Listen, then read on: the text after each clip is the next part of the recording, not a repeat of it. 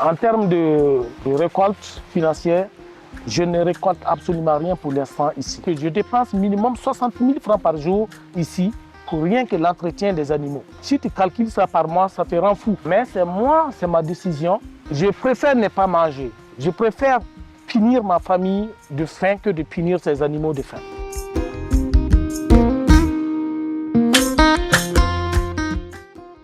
À Karpala, la volonté humaine et la créativité ont permis de redonner vie à un espace autrefois oublié.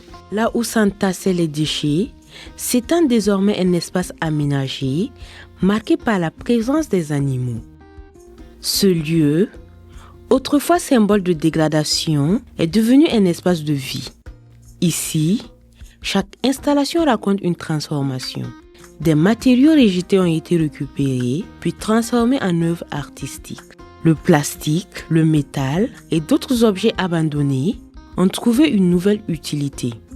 Ici, l'art est devenu un moyen concret de valoriser les déchets et de contribuer à la protection de l'environnement.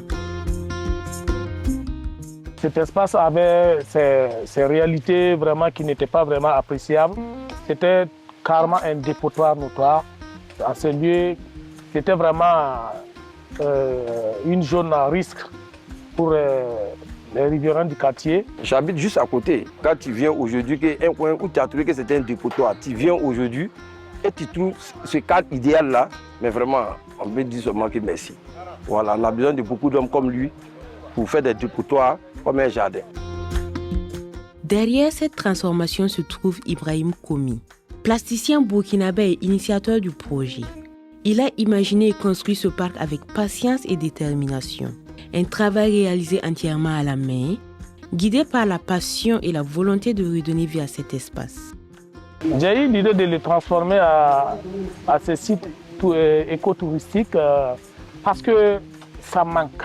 Nous avions essayé d'initier minutieusement les choses qui sont très riches et capitales au sein de la nature, de les représenter en minorité au sein de la ville pour mieux sensibiliser, pour quand même témoigner davantage à quel point nous pouvions oser, à quel point nous pouvions atteindre nos objectifs. La transformation du site a pris 6 ans. Dès la mise en œuvre de ce projet, je n'ai jamais douté de sa bonne marche. La bonne marche du projet, c'est quoi? C'est de voir cette population heureuse. Aujourd'hui, le site abrite plusieurs espèces animales.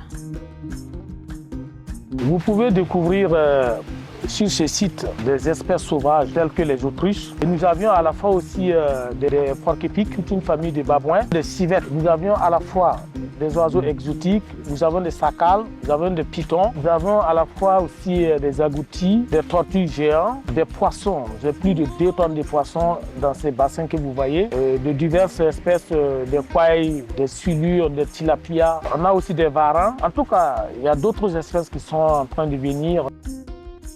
Le parc accueille des visiteurs venus découvrir ce lieu unique. Au-delà de sa dimension artistique, il constitue un espace de sensibilisation à la protection de l'environnement et au respect de la biodiversité.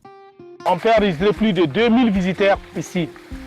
Et malgré que le cadre n'est toujours pas fini, je suis très fier de cet engouement-là qui anime déjà ici chaque week-end. Et ce qui me plaît de plus, c'est l'appréciation de mon pays. Quand je vois mon frère qui est ébahi de voir, qui est étonné de savoir que c'est au centre-ville de Ouagadougou qu'on trouve ces genres d'espèces, c'est vraiment encourageant. C'est très agréable et c'est un jardin voilà, que je vais recommander à tout le monde de passer. Il y a plein de trucs quoi, c'est ma 2e fois de passer. Si aujourd'hui cet espace suscite de l'admiration, Ibrahim Komi a dû relever pas mal de défis. L'entretien n'est pas du tout facile. Ça fait que nous essayons d'aller de rouler en fonction de nos capacités financières. C'est un projet, malgré qu'elle était un dépotoir qui n'était pas empruntable, ça a été ressorti sur les documentations des plans cadastrales que c'était prévisible qu'une voie devait passer ici. Cette initiative démontre qu'un espace abandonné peut être transformé en un lieu utile et inspirant. À travers ce parc écotouristique, un message fort est transmis, celui de la possibilité de transformer les défis environnementaux en opportunités. Mon souhait le plus radical, c'est de voir le gouvernement s'engager auprès de moi, qui donne une considération à ma création, qui apporte leur soutien pour cette créativité que j'ai osé faire dans la capitale et qui donne de l'épanouissement général pour les riverains de Kati.